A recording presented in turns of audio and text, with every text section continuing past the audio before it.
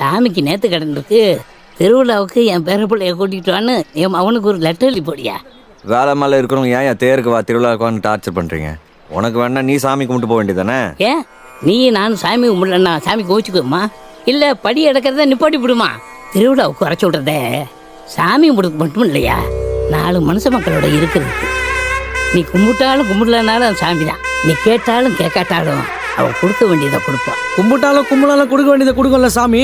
அப்புறம் அதுக்கு வீணா செலவு வச்சு திருவிழா கொண்டாடுறீங்க? செலவு பண்ணுறது, திருவிழா நடத்துறது, தேர் இழுக்கிறதுலாம் சாமிக்காக நடத்தியா? நாம கொண்டாடுறதுக்குடா. இதை பாருது, நாள் முழுக்க ஓடி ஆடி வேலை செய்கிறவன் வருஷத்தில் 2 நாள் கொண்டாட்டி பிள்ளையோட சொந்த வந்தவன்னு எல்லாரோடையும் சந்தோஷமா இருக்கவனா, அதுக்கு தாப்பா திருவிழா கொண்டாடுறது. இதெல்லாம் உங்களுக்கு எங்கடா தெரிய போகுது?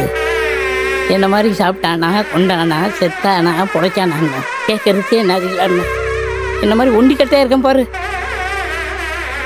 அவனுக்கு தான் குடும்பமாக கூட்டமாக இருக்கிறோட அருமை தெரியும்.